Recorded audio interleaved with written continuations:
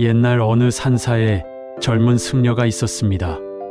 그는 학문도 열심이었고 청소와 공양 준비도 누구보다 부지런했습니다. 그런데 마음속에서 미세한 집착이 생겨났습니다. 이 그릇은 내 것이니 남이 쓰지 말았으면 좋겠다. 내가 마무리한 이 경전은 좀 더 소중해. 어느 날 노승이 젊은 승려를 데리고 산 아래 장터로 내려갔습니다.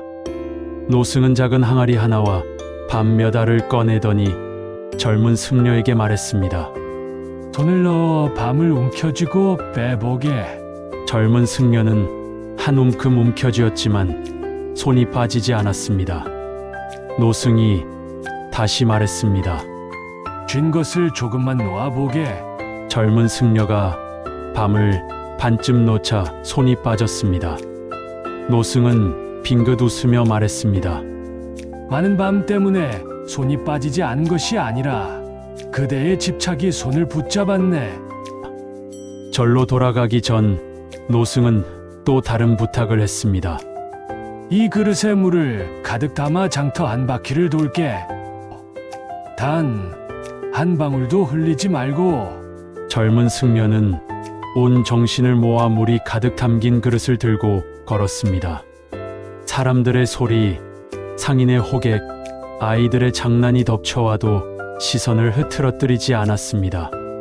한 바퀴를 돈 뒤 노승이 물었습니다. 장터에서 무엇이 보였나? 젊은 승려는 대답했습니다. 아무것도 보지 못했습니다. 물을 흘릴까 염려되어 오직 그릇만 보았습니다. 노승이 말했습니다. 그렇다면 이제 알겠나? 소유에 집착하면 시야가 좁아져 세상을 보지 못하고 마음속 집착은 그릇의 물처럼 늘 흘릴까 두려운 근심을 만든다는 것을. 그날 밤 젊은 승려는 자신의 방으로 돌아와 조용히 물건을 정리했습니다. 그릇, 두 벌의 옷, 필요한 것만 남기고 나머지는 창고로 옮겼습니다. 이상하게도 방은 비어갔지만 마음은 더 가득 찼습니다. 비워냄이 사라지는 것이 아니라 비로소 넓은 공간을 만드는 일일지도 모른다. 공간이 있어야 새로운 것을 채울 수 있다. 그는 처음으로 무소유를 머리가 아니라 경험으로 알게 되었습니다. 당신이 집착하고 있는 것이 당신의 걱정거리가 되고 있지 않습니까? 삶의 기대는 커졌지만 만족은 줄어들고 욕심은 커질수록 끝없이 더 많은 것을 원하는 것이 인간의 마음입니다. 불교가 말하는 무소유는 가지지 않음이 아니라 집착하지 않음이야말로 지금 우리의 삶을 가볍게 만들 가장 정확한 처방입니다.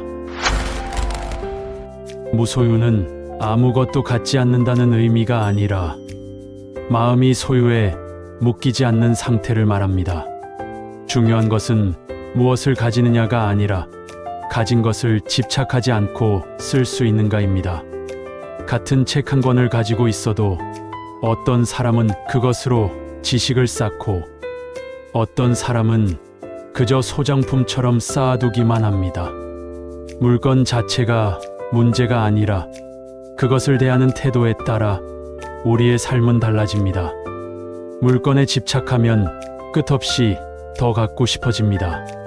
새로 산 옷이나 가전제품이 잠시 기쁨을 주지만 곧 또 다른 것이 탐나게 되고 만족은 오래가지 않습니다. 어제 채운 욕심이 오늘 다시 올라오고 내일도 똑같이 반복되는 것이지요. 관계와 평판에 집착하면 상황은 더 복잡해집니다. SNS의 좋아요 숫자, 회사에서의 직함이나 소속 같은 외부의 평가가 내 존재를 대신 증명한다고 믿게 됩니다.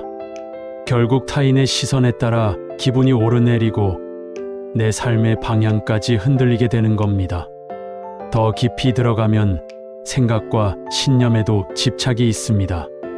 내가 옳다고만 믿으면 다른 의견을 받아들이지 못해 스스로 그릇된 길로 갈 수 있습니다. 선하다는 믿음조차 지나치면 되레 남을 판단하고 재단하는 기준이 되어버립니다. 불교는 이런 집착이 어떻게 고통을 만드는지 일깨워 줍니다. 그리고 그것을 알아차리는 순간부터 비로소 자유로 가는 길이 열린다고 말합니다. 집착을 내려놓는 순간 좁았던 시야는 다시 넓은 풍경으로 바뀌고 삶은 잃었던 여유를 되찾습니다.